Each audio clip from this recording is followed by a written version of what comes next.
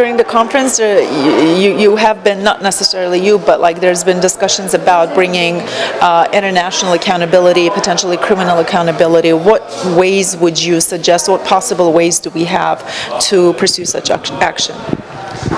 Well, the most immediate and obvious way is to either make a declaration or ratify the ICC statute, which would then, already create a first level of accountability. As I mentioned earlier, for example, making a declaration would allow the Armenia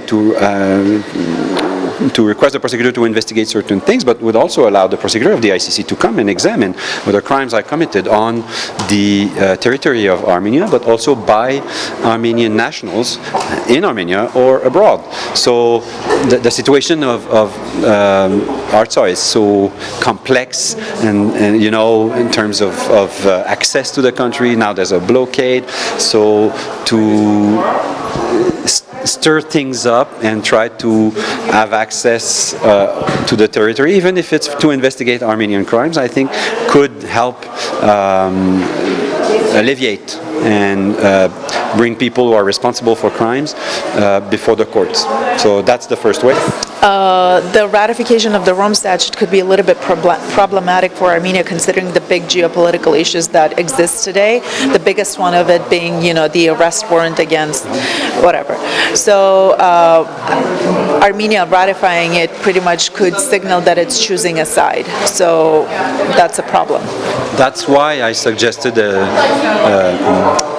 midway approach, which is the declaration, which would allow Armenia to target specific incidents or a specific time period without ratifying the Rome Statute. So it would have the benefit of having the possibility of having the prosecutor to investigate the situation and to investigate certain crimes or certain periods, but it would not have any other obligations except to cooperate with the ICC. So it is debatable, but it would not place such a heavy burden as it would if Armenia was to ratify the Rome Statute.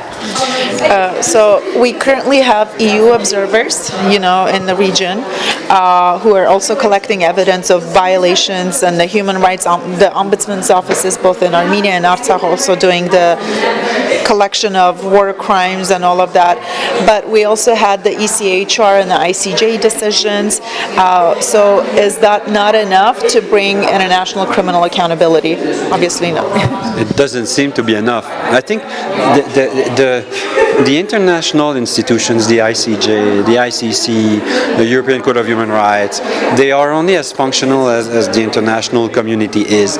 So I think you need to open another lawfare front, and look into national courts as well, where you could seek reparations for the victims of crimes that were committed in the region. And that now you're looking at exploring possibilities before local courts. For example, I don't know, I'm not a French lawyer or a German lawyer, but if Germany buys gas from Azerbaijan, then you should, maybe there should be an exploration about whether money from that transaction can be seized to offer remedies and reparations to the victims. I'm just saying that you cannot hinges all your hope on these international mechanisms. You also have to internally assess what are the damages, get judgments for the victims, and go anywhere where you find assets that can be used to pay for these reparations.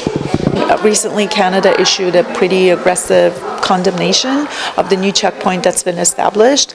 I'm just going to shorten the question. Pretty much the question is whether the blockade and people of Artsakh being in such dire conditions, potential, ethnic cleansing, could something like that be brought up in the courts of law? That's what I'm saying. If they are victims and they suffer prejudice and they suffer harm, then there has to be everyone on the face of this earth is normally entitled to a remedy. So the question there is to find where and how. So if there are people there who are victims, normally they should have access to a remedy. Is it in Azerbaijan is it? In Armenia is it? Before the courts of other countries where Azerbaijan has assets such as money owed from gas or planes or buildings. So there has to be statements like that are not enough. You understand? People only understand the language of the courts and the money, and this is what talks today. So just to say this is unacceptable, Canada has to do more now. Okay, Canada has to make that statement followed by now there are victims. We want to know who are the victims. We want to know what harms they have suffered. We want to know how you will compensate them for the harms that they have suffered, and we want to find the ways to stop the violation of these people's human rights. This just to say something is not enough. It has to be followed by action and by means of actions for not only Canada. Canada is a small country, but by the main big countries, they have to do something as well. Canada is a small country. It's a tiny. No, but it is. I love this. What do we have to say then? But what does Canada have to say? Sure. Okay, thank you. You're welcome.